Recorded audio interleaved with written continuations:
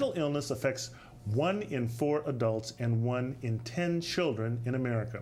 For certain groups, the news is worse, as the U.S. Surgeon General reports that minorities are less likely to receive diagnosis and treatment for their mental illnesses and have less access to mental health services and often receive a poorer quality of mental health care. Although mental health illness is a leading cause of disability, nearly 2/3 of people with a diagnosable mental illness do not seek treatment, while racial and ethnic groups in the U.S. are even less likely to get help.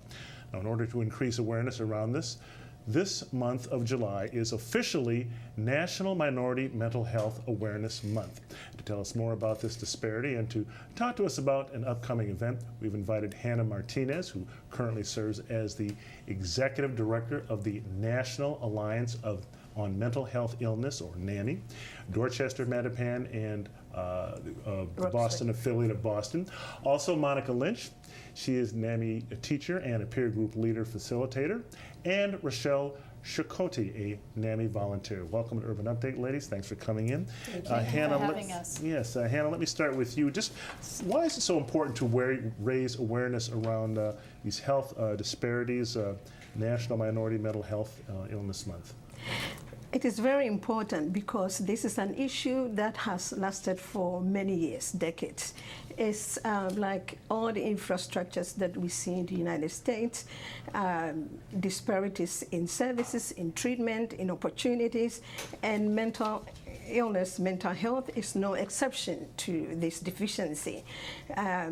This disparity has long been realized in mental health services since the turn of last century, where they realized that about a third, probably less than a third of people of color respond and continue in treatment for their mental health needs, while as high as 67 to 70% of the dominant culture, mainly the white population, middle class, do continue or access services and maintain treatment visits.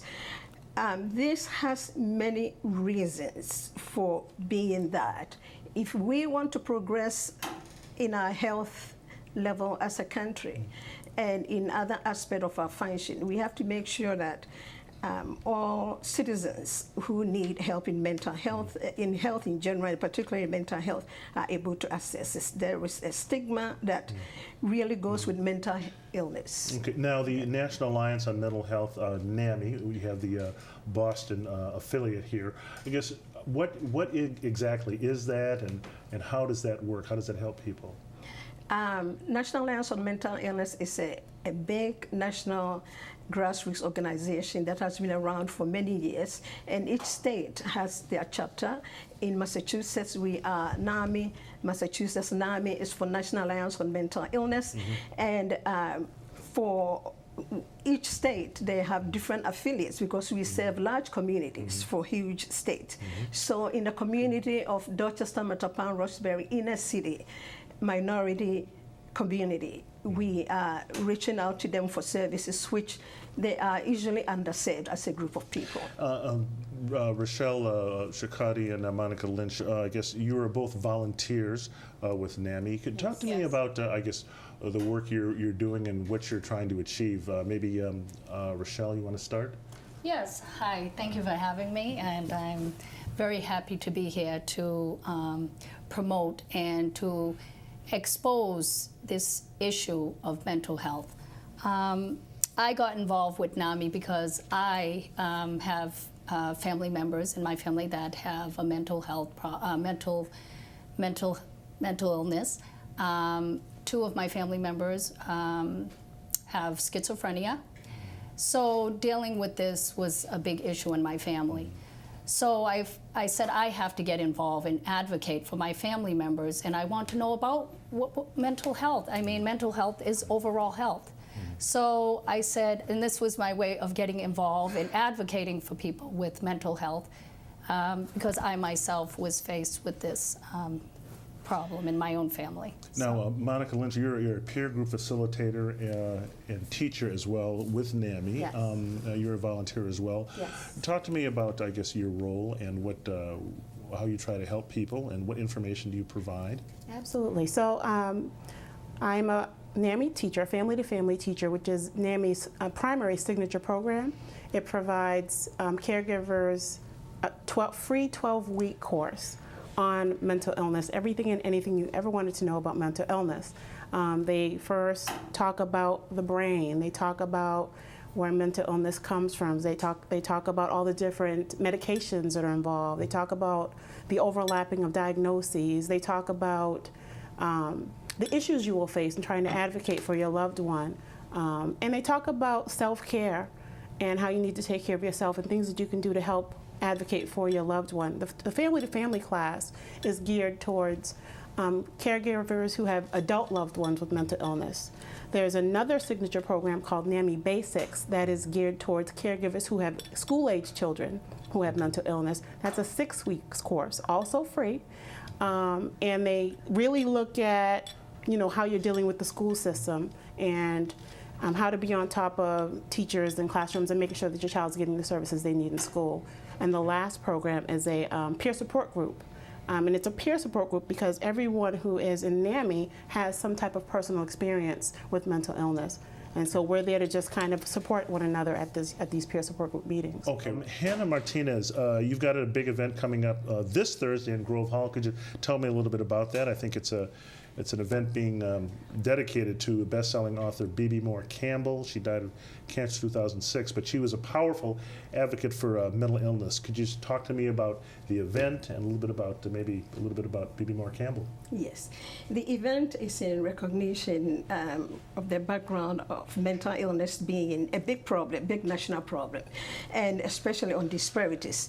Because of this, Congress realized the need to have a time for honoring that moment to bring awareness of this deficiency or the disparity. So Congress has declared July as the National Minority Mental Health Awareness Month.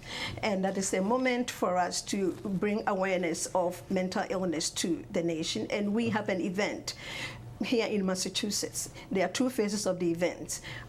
We have set up the event is in honor of B.B. Moore Campbell, who was a powerful advocate for mental illness, a journalist and an author. And this was. Where is the event? When so the event Thursday. Is being held this Thursday at the Grove Hall Library, July 17th, 6 p.m. till 8 p.m. Okay. And we have very important people as keynote speakers and special guests. Okay. And we are reaching out to the Boston community to attend this event for more education on mental illness and to remove the sense of stigma. Okay. Now, again, Monica and Rochelle, I guess the whole what you're trying to do here, I guess, talk to me about the cultural whole concept of cultural competencies and really what you're trying to get families to achieve by how you help them.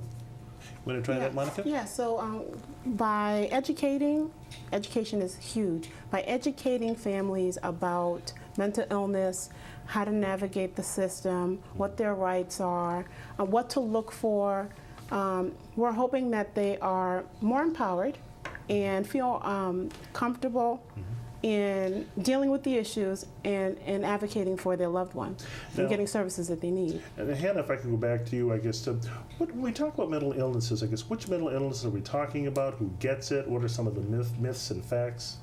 Yeah, mental illness is, we have to make it clear to the public that mental illness is a medical condition affecting the brain, and it disrupts a person's thinking, mood, and ability to relate to people, to themselves or to others. It is a treatable condition, very in-depth, and we have to see mental illness as nothing to frighten us so much, but see it as a disorder of the organ, just as we see cancer, diabetes, or heart problems as relating to various organs of the body. What does this do to families, I guess? What do you see in your work that this does to families? Because we're defining mental illness here just as another as a medical condition, but do families not see it that way oftentimes? Well, I think what families struggle with when they have this issue and they've been faced with this challenge of mental illness in their families, I think it's frustration and getting the help and wanting to deal with it at first hand. It's a stigma that surrounds mental illness, that people don't initially, really go and get the help that they need. It's the stigma that holds them back. I know that was my experience when I was faced with family members that. Hannah, if I could ask you a little bit more about best-selling author, the late Bibi Moore Campbell. One of her quotes, people of color. According to Campbell, people of color, particularly African Americans, feel the stigma more keenly in their race-conscious society. Some don't want to be perceived as having yet another deficit. Have you found this to be true? Yes, indeed. Bibi Moore Campbell was very aware of the impact of race and stigma on people of color, and really look at the African American population and what the history of hardship and slavery has set them apart. And in that aspect also affecting their sense of getting services. What we do see here is that people of color, by virtue of race, are already stigmatized. And really getting mental illness is another deficit that you have to deal with. And that draws people away. So what happens is that they try to be in denial, actually hide them, to avoid being exposed to the fact that they have mental illness, because there's just so much mystique that goes with mental illness, which shouldn't be. Okay, now Monica Lynch, I guess in our remaining moments here, how can people get involved if they want to volunteer? Where can people go to get information about this, and what are they going to get? Yes, so anyone interested in more programs or information about NAMI can go to the website, www.nami.org. That is the national website, and from there they can connect to our local website. On that website, they'll see information about the different programs and services that are offered, as well as just general information about mental illness. Okay, and we'll have to just leave it right there. Monica Lynch, Rochelle Shokoti, and Hannah Martinez, thank you all for coming in, and good luck with the event coming up later this week. Thank you very much. Thank you for having us.